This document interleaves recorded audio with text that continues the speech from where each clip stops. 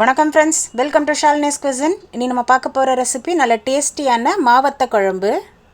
சூடான சாதத்தில் கொஞ்சம் மாவத்த குழம்பு போட்டு சாப்பிட்டா செம்ம டேஸ்ட்டாக இருக்கும். இதுக்கு தொட்டுக்க அப்பளம் இருந்தாலே போதும், ஒரு கைப்பிடி சாதம் கூடவே சாப்பிடுவாங்க. கண்டிப்பாக ட்ரை பண்ணி பாருங்கள். நல்லெண்ணெயிலே செய்கிறனால இந்த குழம்பை நீங்கள் 1 வீக்கு கூட ஃப்ரிட்ஜில் ஸ்டோர் பண்ணி வச்சுக்கலாம். இதோட இன்க்ரீடியன்ஸ்லாம் நான் டிஸ்கிரிப்ஷனில் கொடுத்துருக்கேன், செக் பண்ணி பார்த்துக்கோங்க. வாங்க இது எப்படி செய்யலான்னு பார்க்கலாம். தாளிப்புக்கு 100 கிராம் நல்லெண்ணெய் சேர்த்துக்கோங்க.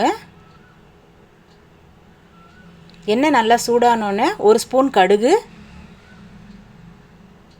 கொஞ்சமாக கருவேப்பிலை. இப்போ இதெல்லாம் நல்லா பொரிஞ்சோன்னே நான் 2 முழு பூண்டு உரித்து வச்சுருக்கேன், அதை நான் இதோட சேர்த்துருக்கேன்.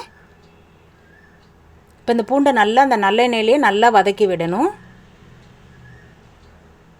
100 கிராம் சின்ன வெங்காயம் சேர்த்துக்கோங்க, அதையும் நல்லா வதக்கி விடலாம்.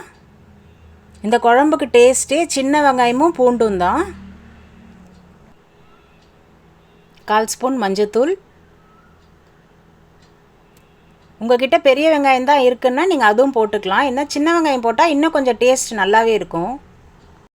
இப்போ வெங்காயம் பூண்டெல்லாம் இந்த நல்லெண்ணெயிலேயே நல்லா வதங்கிடுச்சு. இப்போ நம்ம மாவத்தை சேர்த்துக்கலாம். இப்போ இந்த மாவத்தையே நான் ஒரு வாட்டி வாஷ் பண்ணிவிட்டு, ஏன்னா இதில் நிறைய உப்பு இருக்கும், ஒரு வாட்டி கொஞ்சம் வாஷ் பண்ணிவிட்டு இப்போ நம்ம அதை சேர்த்துக்கலாம். இது எல்லா சூப்பர் மார்க்கெட்ஸ்லையுமே கிடைக்கும். இந்த மாவத்தை எண்ணெயிலேயே நல்லா வதங்கிடுச்சு. 3 டேபிள் ஸ்பூன் குழம்பு மிளகாத்தூள், 1.5 டேபிள் ஸ்பூன் தனியாத்தூள், 1 ஸ்பூன் சில்லி மிளகாத்தூள், தேவையான அளவு உப்பு சேர்த்துக்கலாம். இப்போ எண்ணெயிலேயே இந்த மசாலாவை நல்லா வதக்கி விடலாம்.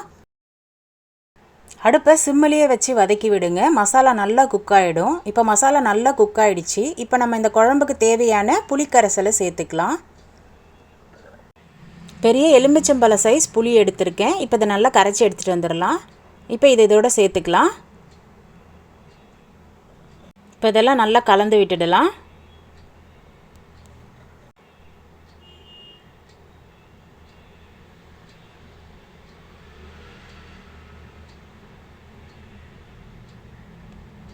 இப்போ குழம்பு நல்லா கொதிக்க ஆரம்பிச்சிருச்சு. இப்போ இந்த சமயத்தில் உப்பு காரம்லாம் கரெக்டாக இருக்கான்னு செக் பண்ணிக்கோங்க. இப்போ நம்ம ஊற்றின எண்ணெய் நல்லா பிரிஞ்சு வரணும், அது வரைக்கும் குழம்பு நல்லா கொதிக்க விடுங்க. இந்த குழம்புக்கு டேஸ்ட்டே இந்த மாவத்தையும் சின்ன வெங்காயம் பூண்டு சேர்த்துருக்கனால தான் ரொம்ப டேஸ்ட்டாக இருக்கும். இப்போ குழம்பு நல்லா கொதிக்க ஆரம்பிச்சிருச்சு.